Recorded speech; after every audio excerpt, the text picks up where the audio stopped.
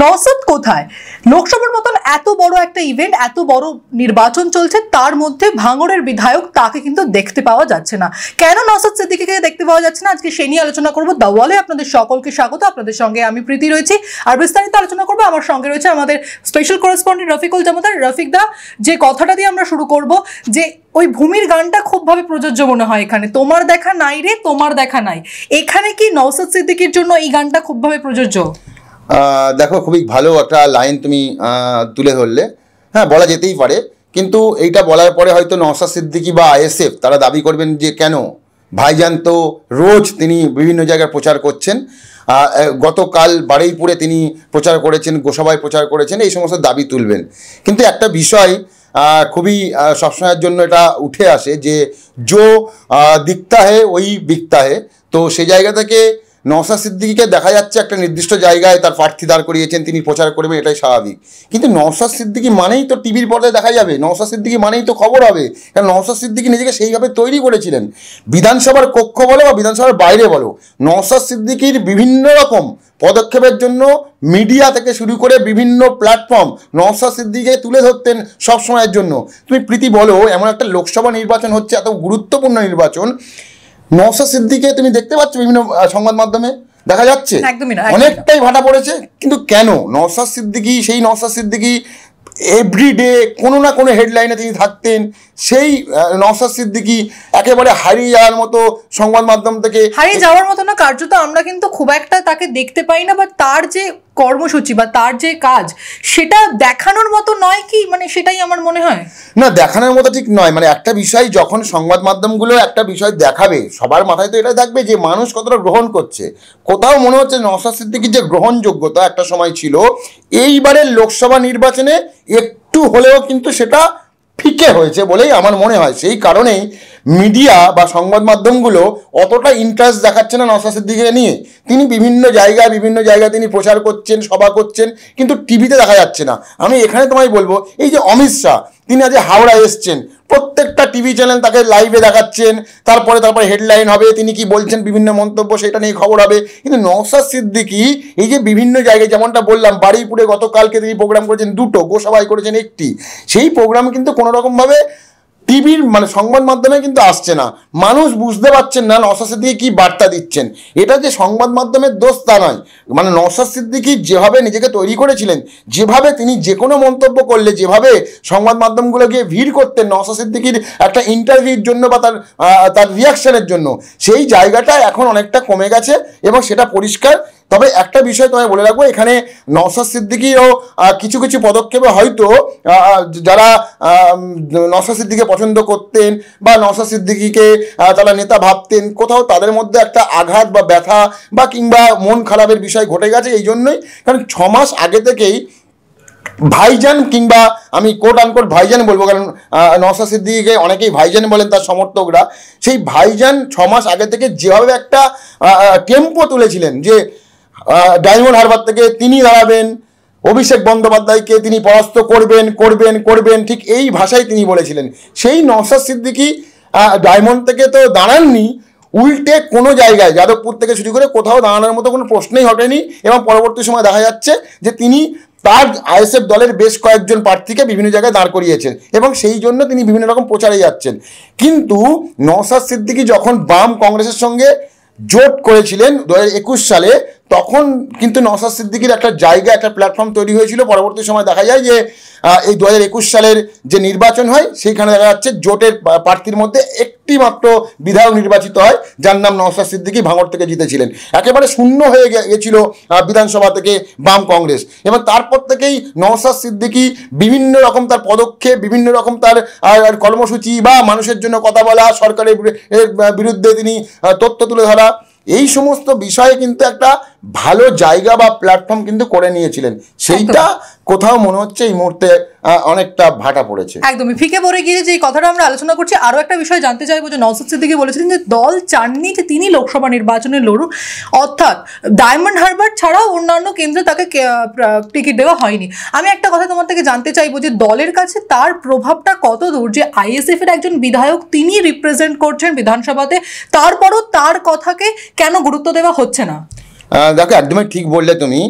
নওশাদ সিদ্দিকীর যদি ইচ্ছেই থাকতো পুরোপুরি, দল বললেও তিনি কনভিন্স করার চেষ্টা করতেন। কারণ কি, তিনি মানুষকে কথা দিয়েছিলেন। আর যেখানে দেখেছি আমরা যে নওশাদ সিদ্দিকী তার প্রতিবাদী আচরণের জন্য সবসময় খবরের শিরোনামে উঠে একদম তাই। এবং সেই নওশাদ সিদ্দিকী যদি দলের কাছে একটা রিকোয়েস্ট করতেন বা অনুরোধ করতেন যে যেহেতু আমি অলরেডি মানুষের কাছে বার্তা দিয়েছি যে আইএসএফ নেতা আমি নওশাদ সিদ্দিকী, আমি দাঁড়াবো ডায়মন্ড হারবার থেকে, এটা আপনারা কম্প্রোমাইজ করুন। হ্যাঁ, প্রত্যেকটা দলের একটা সিস্টেম থাকে অবশ্যই, ওয়ার্কিং কমিটির মিটিং হবে, কে ক্যান্ডিডেট হবে, কিন্তু তারপরেও না একটা নিজের জায়গা বলার মতো একটা প্ল্যাটফর্ম বা জায়গা থাকে। কারণ তার জন্য তো নওশাদের জন্য তো অবশ্যই থাকবে। নওশাদ তো সেই দলের একেবারে বলতে গেলে বকলমে এখন তিনি এক নম্বর মুখ, এক নম্বর তিনি জায়গা নিয়ে রয়েছেন। সেই জায়গা থেকে নওশাদ সিদ্দিকী একটা বলবেন যে এই আসনটা আমি দাঁড়াতে চাই, একেবারে না বলবেন, এইটা আমার কোথাও মনে হয় একটা এনিয়ে বেনিয়ে উত্তর দেওয়া। এবং এই এনিয়ে বেনিয়ে উত্তর দেওয়াটা কিন্তু এখন তো তাকে দেখা যাচ্ছে না মিডিয়ার সামনে সেই এরকমভাবে।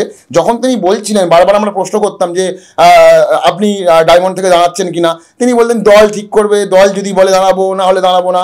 কিন্তু প্রথমের দিকে তিনি বলেছিলেন যে আমি দাঁড়াবো ডায়মন্ড হারবার থেকে, অভিষেক বন্দ্যোপাধ্যায়কে হারাবো। সেই জায়গা থেকে তিনি তো কিছুই করলেন না, উল্টে যেটা হলো যে বাম কংগ্রেসের সঙ্গে যে একটা বন্ধুত্বপূর্ণ সম্পর্ক ছিল, 2021 সালে সেই জোট হয়েছিল, সেই সম্পর্ক থেকে একেবারে বেরিয়ে গেলেন। এবং নওশাদ সিদ্দিকী দাবি করে বসলেন যে তার যে আসন লাগবে, যে সংখ্যা, তা প্রায় 12 থেকে 14টি। এটা কোনোভাবেই বাম বা কংগ্রেস মানেনি, তার জন্য তো জোট হয়নি, তুমি জানো, যে যার মতো করে লড়ছে।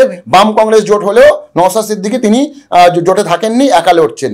এই একা লড়তে গিয়ে নওশাদ সিদ্দিকী এই সম্পর্কে বা নওশাদ সিদ্দিকী সম্পর্কে যে ধারণা তৈরি হয়েছিল মানুষের একটা, সেইটা কোথাও একটা মনে হচ্ছে যে একটা গ্রহণযোগ্যতার অভাব, বা এই যে একটা যে সমস্ত হম্বিতম্বি তিনি করেছিলেন, হম্বিতম্বি এই জন্যই বলবো, তিনি যে সমস্ত মন্তব্য করেছিলেন তা থেকে হম্বিতম্বি বলাই যেতে পারে। কারণ অভিষেক বন্দ্যোপাধ্যায়কে হারাবো, 2 লাখ ভোটে হারাবো, এই যে মন্তব্যের পরে একেবারে সেই ডায়মন্ড হারবার থেকে তিনি মানে দাঁড়ানোর কথা তো দূরের কথা, শেষ পর্যন্ত মানে সেইভাবে তাকে দেখাও যাচ্ছে না। তো সব মিলিয়ে কিন্তু নওশাদ সিদ্দিকীর যে গ্রহণযোগ্যতা তৈরি হয়েছিল, যে একটা নেতা হিসেবে, সংখ্যালঘু নেতা হিসেবে তৈরি হয়েছিল, সেই জায়গায় এই লোকসভাতে, আমি বলছি না আগামী দিনে কী হবে, আবার নওশাদ হয়তো এই লোকসভা নির্বাচনের পরে হয়তো আবার তিনি তার জায়গা ফেরার চেষ্টা করবেন বা ফিরবেন, বা নওশাদ সিদ্দিকী এই যে লোকসভা যে নির্বাচন চলছে, তিনি হয়তো বুঝে গিয়েছেন যে এখানে তার হয়তো খুব বেশি জমি পাওয়ার জায়গা নেই, সেই কারণে তিনি হয়তো চেষ্টা করছেন না। হয়তো এটা সবটা হয়তো নওশাদ সিদ্দিকী কী ভাবছেন সেটা আমি তার মনের কথা বলতে পারবো না, কিন্তু একটা বিষয় বা বিভিন্ন রকম তোমার পদক্ষেপ দেখলে একটা আঁচ করা যায়। সেই আঁচ করা থেকে বলতে পারি যে নওশাদ সিদ্দিকী যেভাবে নিজেকে তৈরি করেছিলেন, বিধানসভার মধ্যে নওশাদ সিদ্দিকী থাকা মানে তিনি সরকারের বিরোধিতা করবেন, বাইরে থাকা মানে সরকারের বিরোধিতা করবেন, মানুষের কথা বলবেন, সংবাদ মাধ্যম তাকে নিয়ে নানা রকম শো করবেন, সেই বিষয়গুলো এত বড় লোকসভা নির্বাচন, সেই লোকসভা নির্বাচনে কিন্তু ফিকে হয়ে গেল নওশাদ সিদ্দিকীকে নিয়ে। এখন দেখার বিষয় নওশাদ সিদ্দিকী এই লোকসভা নির্বাচনে তার যারা প্রার্থী হয়েছেন কত শতাংশ ভোট তিনি টানতে পারেন, এখন সেটাই আমাদের দেখার। নিশ্চয়ই সেই বিষয়ে নজর থাকবে। আরও একটা বিষয় তোমার থেকে জানতে পারবো যে তরুণ প্রজন্ম যারা রয়েছে তাদের কাছে নওশাদ একটা অনুপ্রেরণা ছিল, সেইখানে দাঁড়িয়ে কি কোনোভাবে মানুষের মন ভাঙবে? কারণ আমরা অনেকেই মানে ম্যাক্সিমাম বিশ্লেষকরা বলছেন যে এখানে একটা সেটিং তত্ত্ব কাজ হতে পারে। নওশাদ দাঁড়ালেন না, তার জন্য একটা সেটিং তত্ত্ব কাজ হতে, সেটার সত্যতা আমরা যাচাই করিনি। তারপরে তোমার কি মনে হয় কেন এটা হলো?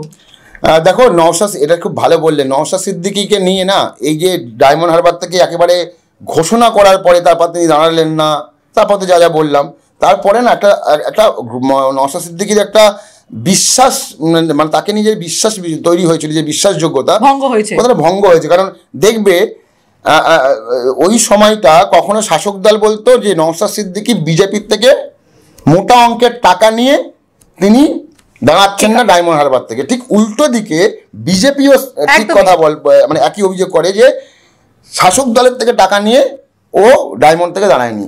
এই যে একটা বিষয়, এই সংবাদ মাধ্যমে চর্চা করা, মানুষের মধ্যে কোথাও একটা প্রশ্ন উঠেছিল যে নওশাদ সিদ্দিকী এত বড় করে চ্যালেঞ্জ করলেন, সেই নওশাদ সিদ্দিকী কেন দাঁড়ালেন না, সেসব তো বিষয় রয়েছে। আর তুমি বললে তরুণ প্রজন্ম, দেখো বিষয়টা একদমই ঠিক। আমি বলবো না সবাই তাকে নেতা ভাবতেন, কিন্তু নওশাদ সিদ্দিকী যখন গ্রেপ্তার হয়েছিলেন এবং 1 মাস পর প্রায় তোমার যখন তিনি দেখেছি আমরা জেল সেদিন, থেকে একদমই। বেরোচ্ছিলেন, যেভাবে তাকে স্বাগত জানিয়েছিল আইএসএফ এর কর্মীরা এবং বেশ কিছু সাধারণ মানুষও তারা গিয়েছিলেন নওশাদ সিদ্দিকীকে গলায় মালা দিয়ে জেল থেকে বের করা।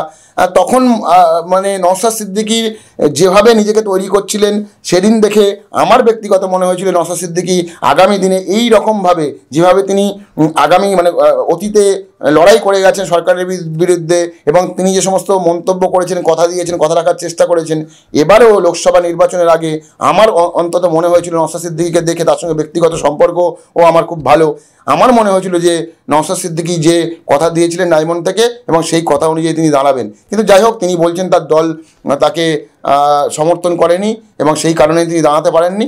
আমি আবারও বলবো, আমাদের এখন একটাই চোখ থাকবে, মানে একটা বিষয় নজর থাকবে, সেটা হচ্ছে নওশাদ সিদ্দিকীর দল আইএসএফ একা লড়াই করে যেখানে যেখানে ক্যান্ডিডেট দিয়েছেন সেখানে কত শতাংশ ভোট তারা টানতে পারছেন। কারণ এটা দেখেই কিন্তু বোঝা যাবে নওশাদ সিদ্দিকী বাম কংগ্রেসের থেকে সম্পর্ক ছিন্ন করে ঠিক করলেন না ভুল করলেন।